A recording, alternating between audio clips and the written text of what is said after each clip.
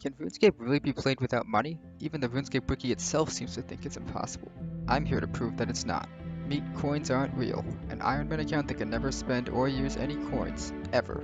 The goal? Igneous Kalzuk. Let's do this.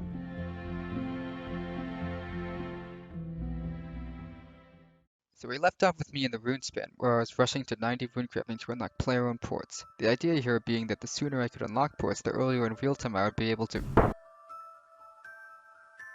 Oh yeah, strange rocks. Nice bit of free XP, but would they mind letting me explain things? Please and thank you? So anyway, if I unlock ports as soon as possible, I'll be able to obtain C-Singer weapons in the shortest amount of real time. These are basically the strongest weapons I'll be able to get without dangerous combat and potentially costly deaths, so I really want to use them. Since I'll need 92 runecrafting to craft them, getting 90 runecrafting now to unlock the minigame seems like an efficient use of my time. Now, the runespan is not exactly the most thrilling piece of content in RuneScape, but in over 40 hours of gameplay, eventually some interesting things do tend to happen. So please allow me to present a highlight reel of my journey from 50 to 90 rune...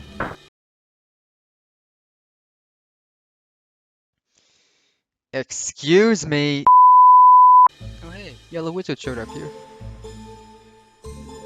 And he's actually asking for a rune that I have. Well, that's some free XP right there. I'm sure all future interactions with Yellow Wizard will go just as smoothly as this one.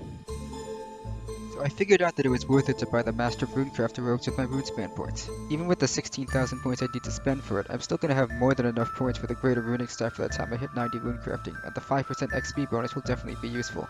I just got 4,000 points so I can buy the first piece of the outfit now. I just reached 66 runecrafting so I can use the top floor of the runespan now, and literally the instant I set foot on the top floor, I'm greeted with a runesphere on the starting island. This might actually be the luckiest possible thing that can happen in the runespan. Well, not quite, because I was summoned off to do real-life things before I could actually turn into rune dust, so I guess I'm gonna be carting around 1,000 rune dust for a while, but still, that's pretty sweet luck. So, I just got a mimic kill token. I guess those are a thing, but is there even anything on that drop table I'm actually gonna want? To be honest, I don't think so. I guess I'll just keep it around for now. Okay, so another runesphere spawned, and it was on the island right next to where I was. I'm actually getting insane luck with these runesphere spawns. Let me just start collecting the dust. Hold on. I've already collected from a runesphere today? No, I haven't. The last one was like 3 days ago. You mean to tell me I can't collect dust from this runesphere just because the 1,000 dust from the last one are still in my inventory? Well, I guess that's fine, but Jagex, can you give an actually accurate message here so I know what the rules are? Please and thank you? Also, fine, have your damn dust. The 25,000 XP reward seems so hollow now because I'm over here thinking I deserve 50. Alright, that's the last piece of Master Runecrafter's robes. And since I also bought the portal redirection to the top floor, I shouldn't need to spend any more points before the Greater Runic Staff. Oh hey, the Yellow Wizard just teleported right next to me. They must be very eager for me to help them out. Soul runes? Dude, you need 90 runecrafting to get those, I don't have that. Here, have some death runes instead, I can actually give those to you. And the Yellow Wizard just came right back. It's only been like 20 minutes. Have you come to your senses? Do you need something I can actually get you this time? Soul runes again? Listen dude, use your brain. If I could get those for you, I wouldn't need to be here. The whole point is to get to 90 runecrafting and no higher. Asking once is fine, asking twice you're clearly just taunting me. And how long have you even been here in the runespan? Don't you do anything other than stand around and ask people to fetch your runes for you? What do you even need the runes for? If you spent half as much time actually training the skill as you do asking people for runes, you'd have 90 runecrafting and you'd be able to get them yourself. I can't even give you more death runes this time because I don't have enough of those anymore. So how about you take these long runes and take them straight up your... I got another mimic kill token. What's the drop rate on these things? I'm almost at 90 runecrafting at this point, so they can't be very common. It doesn't really matter though. As I said, I don't think there's anything I can get from the mimic that would be very useful to me. Looks like we made it. Just one last thing to do.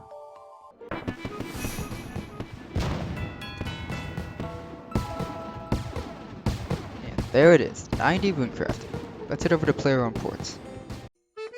Now while I go through the player-owned port tutorial, I should probably explain what I plan to do next. So I just unlocked player-owned ports, but there is one very significant upgrade to it that I want to get. That upgrade is the Totem of Navigation, which speeds up all port voyages by 15%. This could add up to several weeks of real time saved over the course of the entire minigame, depending on how soon I get it, so I'd rather have it sooner than later. The only significant requirement to getting this is that I have to search a cleared overgrown idol, and clearing this idol requires 81 woodcutting. Now, I'm not entirely certain I have to clear the idol myself, but come on, this is an Ironman account. Even if I could have someone else do it, that would just feel like cheating. Besides, I have a feeling that woodcutting level will be useful later down the line anyway for no particular reason at all.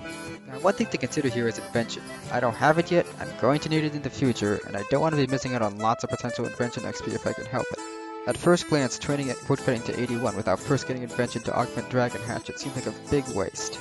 However, there's one catch to this.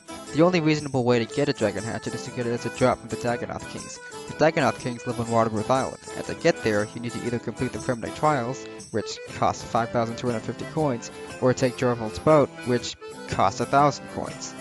So yeah, Dragon Hatchets aren't going to be a thing on this account. I mean, yeah, I could get them from Triskelion treasures, but the odds of that are so rare it's not worth worrying about. So no invention training from woodcutting. On one hand, that means I can level woodcutting as high as I want without worry. On the other hand, I'm gonna be stuck with a rune hatchet at best for the entire level up process. This is going to be fun. Now unfortunately, as of the time of recording this, I haven't reached 81 woodcutting, nor am I particularly close either. I do have a decent amount of footage already recorded, but I think it makes more sense to save it for the next video, where I will hopefully be at 81 woodcutting and will be able to cover the entire journey in one shot. So with that, it looks like we're at a decent stopping point for this video. If you're still here, thanks a lot for sticking with me, and stay tuned for the next video, where I'll work towards 81 woodcutting and continue to insist that RuneScape coins aren't real.